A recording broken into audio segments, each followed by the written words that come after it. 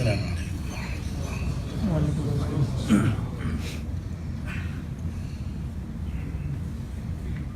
الحمد للہ وکفی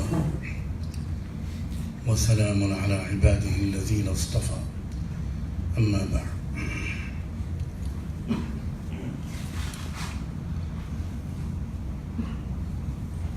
قابل احترام علماء کرام و رحماء دین اور عزیز بھائیوں، نوجوانوں اور بہنوں،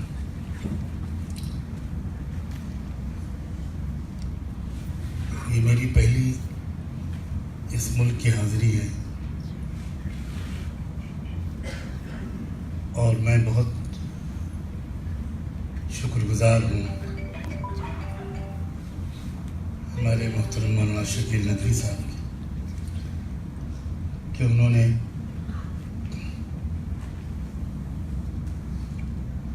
یہ موقع مجھے فراہم کیا۔ دعا ہے اللہ سے کہ میں بہت مختصر وقت میں سادہ سے لفظوں میں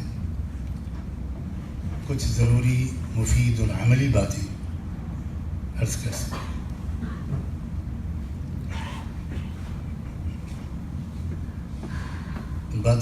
بات کوئی بھی نئی نہیں ہوگی،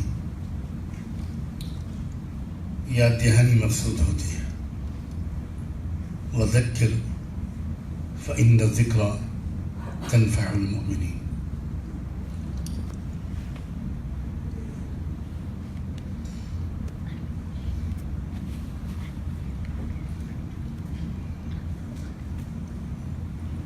جس زمانے میں ہم جی رہے ہیں، اس زمانے کے جو بہت بڑے بڑے چیلنجز ہیں، ان میں سے ایک چیلنج یہ ہے کہ اس زندگی کی حقیقت کو عام طور پر صحیح نہیں سمجھا جا رہا۔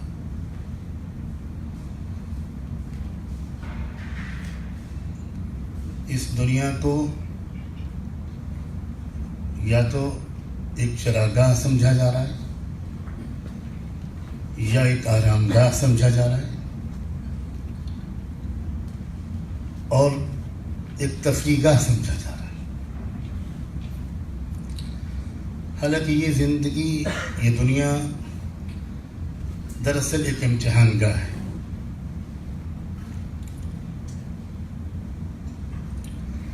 جو انسان، جو مرد اور جو عورت اس زندگی کی اس حقیقت کو اچھی طرح سمجھ کر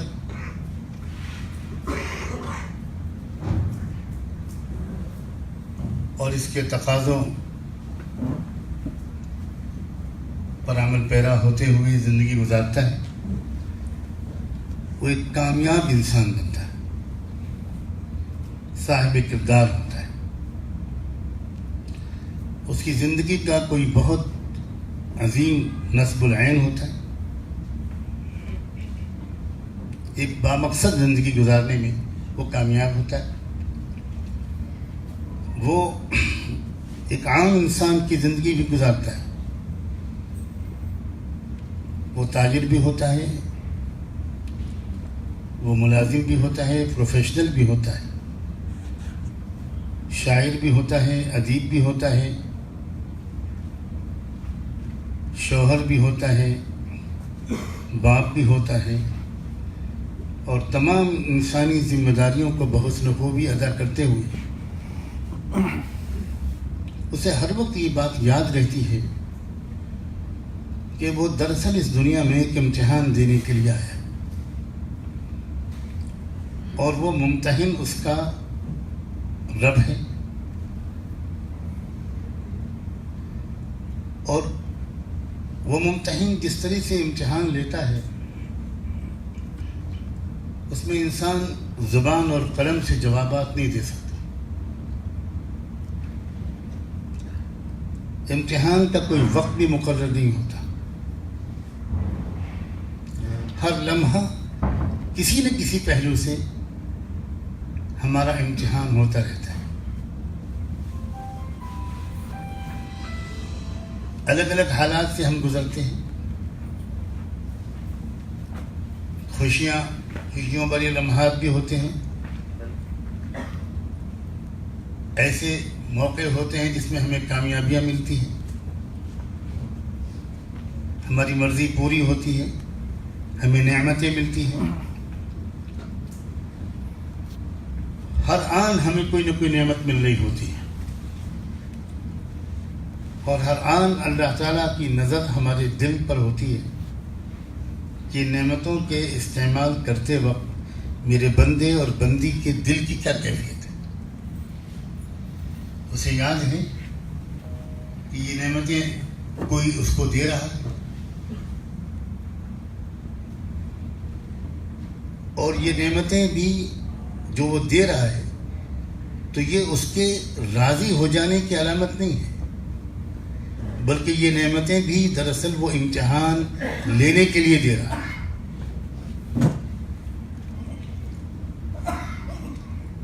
تاریخ کے ایک عظیم انسان کو بہت نعمتیں ملی تھی، ایسا اقتدار ملا تھا، ایسی حکومت ملی تھی جو دنیا میں کبھی کسی کو نہیں ملی. حضرت سلیمان علیہ السلام کی طرف میں اشارہ کرنا چاہ رہا ہوں. اور انہوں نے جب ان مخصوص نعمتوں پر نظر ڈالی جو اللہ نے ان کو دی تھی، تو انہوں نے یہ جملہ کہا تھا کہ ھذا من فضل ربی لیبلونی ااشکر ام اکفر، کہ یہ میرے رب کی نعمتیں ہیں جو مجھے ملی ہیں، کہ اس کا فضل ہے. دراصل وہ ان نعمتوں کو دے کر مجھے میری جانچ کرنا چاہتا ہے، میرا امتحان لینا چاہتا ہے کہ میں شکر گزار بنتا ہوں یا ناشکرا. عام طور پر ہم لوگ جب کسی خاص نعمت کو محسوس کرتے ہیں، کوئی نیا مکان بناتے ہیں مثلا، تو اس پر اکثر لکھواتے ہیں ھذا من فضل ربی. لیکن میں نے آج تک نہیں دیکھا کہ کسی نے مکمل آیت لکھوائی ہو. لیبلونی اشکر ام اکفر یہ کوئی نہیں لکھواتا، کم سے کم میری نظر نہیں پڑی. اور یہ اس بات کی دلیل ہے کہ ہم اس بات کو شاید بھولے ہوئے ہیں کہ ہر نعمت ایک امتحان کا سبب ہے، اور پوری زندگی ایک امتحان ہے، ایک امتحان گاہ ہے. اور جس انسان کو ایسی ٹریننگ مل جائے جو زندگی کی کا ایسا ہنر، ایسا سلیقہ سیکھ لے، پھر اس کے اخلاق بھی اچھے ہوتے ہیں، اس کے معاملات بھی اچھے ہوتے ہیں، اس کی عبادات بھی اچھی ہوتی ہیں، اس کا تعلق اپنے رب سے بھی اچھا ہوتا ہے، اس کا تعلق سارے انسانوں سے اچھا ہوتا ہے. پھر وہ عام طور پر وہ چیزیں جن سے ہم سب پریشان رہتے ہیں، وہ چاہے ہمارے اپنے اندر ہو یا کسی اور کے اندر ہو، وہ چاہے غصہ ہو، تکبر ہو، حسد ہو، غرور ہو، بے رحمی ہو، خود غرضی ہو، عجلت پسندی ہو،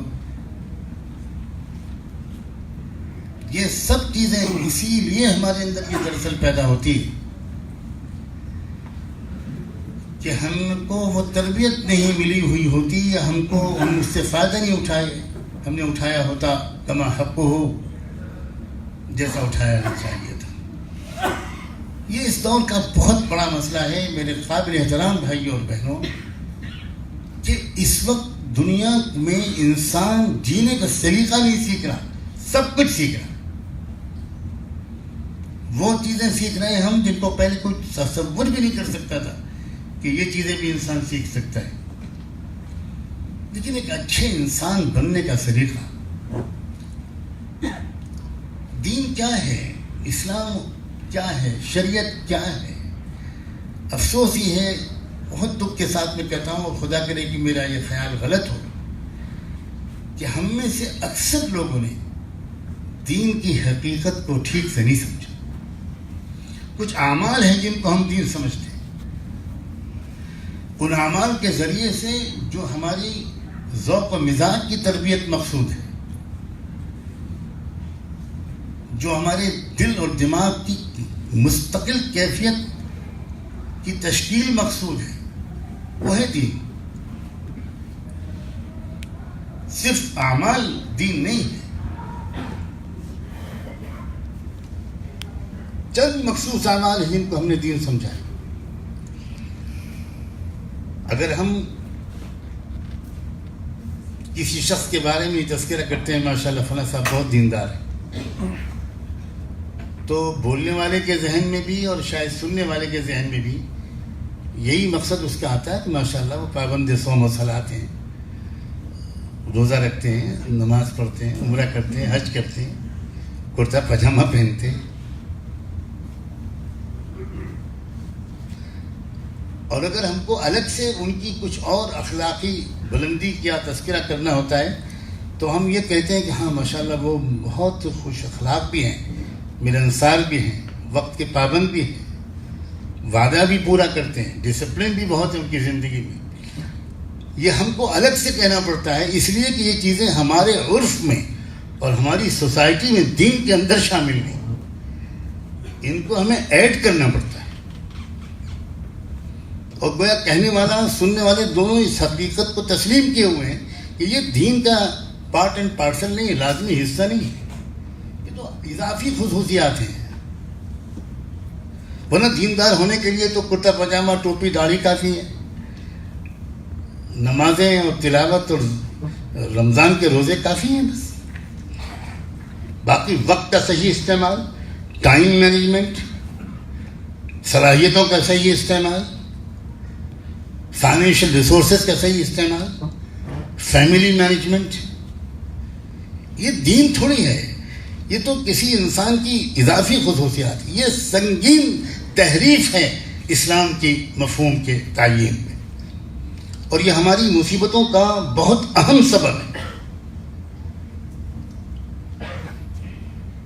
ورنہ ایک مکمل انسان، ایک ونڈرفل ہیومن بینگ، ایک خوبصورت انسان کی تشکیل، یہ ہے مقصد اسلام کا. صورت شکل کو بدل دینا، صرف لباس کو بدل دینا، یہ اسلام کا مقصود نہیں ہے.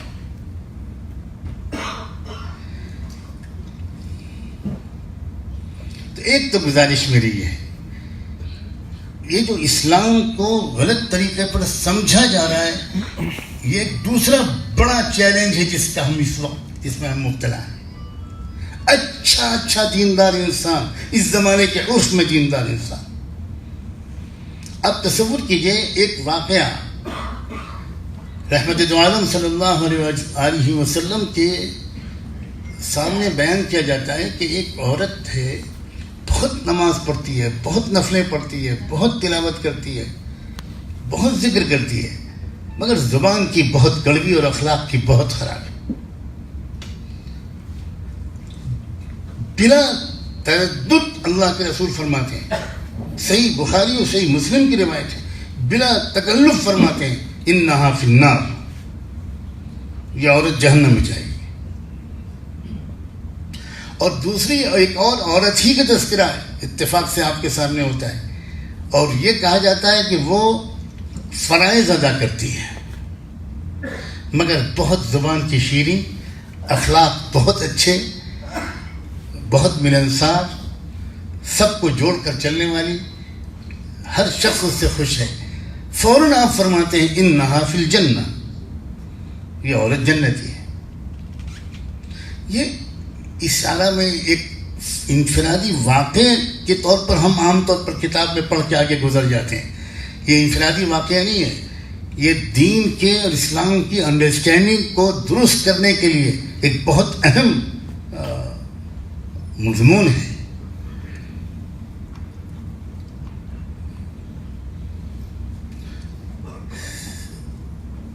اس زمانے میں ایکسٹرا ایفرٹ کرنی پڑے گی میرے عزیز بھائیوں اور بہنوں، کیونکہ ہم بالکل اگینسٹ دا ونڈ فلائی کرنے کی کوشش کر رہے ہیں. پورا معاشرہ، ایک مغربی اقدار، اگر ان کو اقدار کہنا درست ہو تو ان کی اسیری میں جکڑا ہوا ہے. مغرب کا جو ورلڈ ویو ہے، مغرب کا جو نظریہ حیات ہے، مغرب کا جو تصور کائنات ہے، مغرب جس نظر سے اس دنیاوی زندگی کو دیکھ رہا ہے، اس میں سوائے انٹرٹینمنٹ کے اور لگژری کے کچھ نہیں ہے. اور جب تک کوئی انسان اس زندگی کو نہیں سمجھے گا، کوئی نوجوان، کوئی مرد، کوئی عورت، کوئی شوہر، کوئی بیوی، وہ کبھی بھی اچھا مسلمان نہیں بن سکتا. تو ایک تو میری گزارش ہے، جو میں چند 10-12 دن ہوئے مجھے، بلکہ 2 ہفتے ہوئے یہاں آئے ہوئے، تو جو کچھ بھی میں نے محسوس کیا وہ یہ کہ کچھ ایسے انتظام کو اور بڑھائیے. جو کوششیں ہو رہی ہیں پہلے سے وہ قابل قدر ہیں، کہ ایسے انتظام کو بڑھائیے کہ ہماری نشستیں، ہمارا بیٹھنا کچھ قرآن کے روحانی حلقوں میں کچھ بڑھے، اپنے ایمان میں اضافہ، اپنے فہم دین میں اضافہ، اچھی کتابوں کا مطالعہ اور ایمان اور علم کو بڑھانے والی گفتگوں کا سننا، اس کے لیے اپنے وقت کا خرچ کرنا، اس کو زندگی کا اہم ترین مشغولیت قرار دینا. دوسری مشغولیتوں کی وجہ سے اس کے لیے وقت نہ دے پانا یہ مناسب طریقہ نہیں ہے. اور اس کا اثر آپ کی زندگی پر جو پڑ رہا ہے، اس سے بہت زیادہ برا اثر آپ کی بچوں کی زندگی پر پڑے گا. بہت بڑا چیلنج آپ کے یہاں کے معاشرے میں یہ ہے، جو آپ محسوس کر رہے ہیں، آپ اس سے پریشان ہیں کہ آپ اپنے بچوں کی تربیت کیسے کریں. یہ ایک انٹرنیشنل چیلنج ہو گیا ہے اس وقت پوری دنیا میں، اور خاص طور پر جہاں مادیت کی ریل پیل زیادہ ہے، لگژریس زندگی زیادہ ہے، وہاں تو عجیب غریب صورتحال ہے کہ بچوں کو پیرنٹس اپنا قیمتی وقت دیتے ہی نہیں. بچوں کو کارٹونز کے حوالے کیا جا رہا ہے، بچوں کو ٹی وی اور موبائل اور انٹرنیٹ کے حوالے کیا جا رہا ہے. اور اتنی معصوم ہیں ہم لوگ. مجھے شکایت ہے پڑھے لکھے لوگوں سے کہ وہ ان کارٹونز میں ڈیپتھ میں کیوں نہیں جاتے، وہ کیوں نہیں معلوم کرتے کہ ان کارٹونز میں بٹوین دا لائنز کیا میسج دیا جا رہا ہے. جو میوزک آپ کے بچے ہر وقت سن رہے ہیں، ہم بہت معصوم لوگ ہیں. کاش کہ آپ صرف اس موجودہ زمانے کی میوزک پر تھوڑا سا ریسرچ کر لیتے. آج کی میوزک پہلے کی موسیقی کی طرح نہیں ہے. آج کی میوزک کے اندر بہت عجیب و غریب طریقے سے اس کے اندر میسیجز جاتے ہیں جو سب کانشیس میں برین کے اندر جا کے پرنٹ ہو رہے ہیں. حالانکہ بچہ تو میوزک سن رہا ہے، آپ کا لڑکا، آپ کی لڑکی میوزک سن رہے ہیں، آپ سمجھ رہے ہیں میوزک سن رہے ہیں. میں نے خدا کا شکر ہے، مجھے ایک لیکچر دینا تھا کشمیر یونیورسٹی میں میوزک پر، تو میں نے اس پر کچھ ریسرچ کر میں حیران رہ گیا کہ یہ حالت ہے کہ آج کل جتنی پاپ میوزک ہے، جتنی ویسٹرن میوزک ہے، 90% اس کے اندر ان الٹرا ماڈرن سائنٹیفک میتھڈ استعمال کر کے عجیب قسم کے میسیجز جا رہے ہیں جو بہت زبردست الٹرا سونک ویوز کے ذریعے سے اس میوزک کے اندر انجیکٹ کیے جاتے ہیں. اور وہ بچہ جو سنتا ہے یا بڑا، اب مثال کے طور پر امریکہ میں، یورپ میں، امریکہ میں خاص طور پر اسٹیٹس میں سب سے زیادہ جو پلے بیک سنگرز کی میوزک مشہور ہے، جو پاپ میوزک سے زیادہ پاپولر ہے، اس کے اندر جب تجزیہ کیا گیا سائنٹیفک لیب میں، تو یہ نکل کے آیا کہ اس میوزک کے اندر سے جو میسج بچوں کے دماغ میں جا رہا ہے وہ ہے کہ کل your mom, call your dad, call your mom, call your dead. اور یہ ہوا کب؟ یہ اس وقت ہوا کہ جب وہاں پر سروے ہوا اور پتہ چلا کہ ہر سال پیرنٹس کو شوٹ کرنے والوں بچیوں کی تعداد بڑھتی چلی جا رہی. تب اس پر وہاں پر ایک کمیشن بیٹھا، اس کمیشن نے اس میوزک کے پر ریسرچ کیا، تحقیق کا آرڈر کیا، سائنٹسٹ لوگ بلائے گئے، اور تب پتہ چلا کہ اس کے اندر تو یہ میسج جا رہا ہے. تو ڈیفینیٹلی وہ بچے جو اس کو سنیں گے وہ یقیناً ایک نہ ایک دن کل کریں گے اپنے باپ کو اور اپنی ماں کو. ہم عام زمانے میں میرے عزیز دوستوں نہیں جی رہے ہیں. ہم زبردست دجالی اور شیطانی حملوں یلغاروں کی زد میں ہیں ہر وقت. یہ کارٹون جو آپ بچوں کو آپ کے بچے اکثر دیکھتے ہیں اور خدا کرے کہ نہ دیکھتے ہوں, ان کارٹونز میں باقاعدہ بچوں کی توحید کا عقیدہ چھینا جا رہا ہے. اس میں ایلینز کو دکھایا جا رہا ہے کہ یہ ہے سب سے بڑی طاقت, یہ ہے اصل میں سب سے بڑی طاقت جس سے بڑی کوئی طاقت نہیں ہے. تو ہم ایک خاص زمانے میں ہیں, ہم عام زمانے میں نہیں ہیں, ہم سمپل زمانے میں نہیں ہیں. یہ زمانہ ایسا ہے کہ اس میں آپ کو اپنے بچوں کو بچانے کے لیے ایکسٹرا کوششیں کرنی ہوں گی. ان کو وقت دینا ہوگا, ان کے ساتھ دوستانہ تعلقات بنا کر ان کو اچھا انسان بنانا ہوگا. اسلام کو آپ کو خود ان کا رول ماڈل بننا ہوگا. یہ غلطی ہم لوگوں سے اکثر ہوتی ہے کہ ہم خود تو پوری طرح عمل نہیں کرتے لیکن بچوں سے بہت زیادہ ایکسپیکٹ کرتے ہیں. کتنی مرتبہ ایسا ہوتا ہے کہ کوئی بیل بجاتا ہے اور ہمارا موڈ نہیں ہوتا ملنے کا, تو بچہ جاتا ہے اور آ کر کہتا ہے کہ فلاں صاحب آئے ہیں, تو ہم اس سے کہتے ہیں کہ جب کہہ دو ابو گھر پہ نہیں ہے. اب یہ معمولی سی بات نہیں ہے. بچہ اس دن سے یہ شک کرنے لگتا ہے, یقین کرنے لگتا ہے کہ میرے باپ منافق ہے. مجھ سے تو کہتا ہے کہ جھوٹ مت بولو اور خود مجھ سے جھوٹ بلوا رہے ہیں. باپ اور ماں کو ایک رول ماڈل بننا ہوگا. بہت بڑا چیلنج ہے اس وقت. ہم جن اسکولوں کے حوالے اپنے بچوں کو کر رہے ہیں, اب یہ بھی ایک بہت عجیب موضوع ہے. آپ کو یہ جاننا چاہیے کہ امریکہ میں, برٹن میں جو رائل فیملیز ہیں, جو نوبل فیملیز ہیں, جو ویلیوز پر آج بھی یقین رکھتی ہیں اور اپنے معاشرے کی گندگیوں سے اپنے بچوں کو بچانے کی کوشش کرتے ہیں, وہ لوگ عام طور پر وہ اسکولوں میں نہیں بھیج رہے ہیں.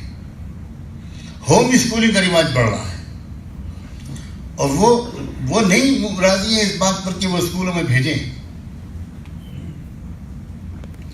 ہم لوگ عجیب طریقے سے مغرب کی برائیوں کو اپناتے ہیں اور اس کو ماڈرنزم کہلاتے ہیں.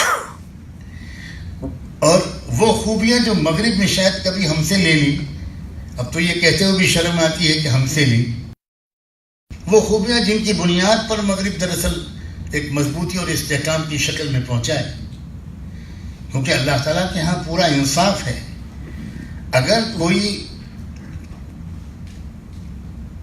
مضبوطی ترقی کے اسباب اختیار کرے گا, ڈسپلن اختیار کرے گا, آنیسٹی اختیار کرے گا,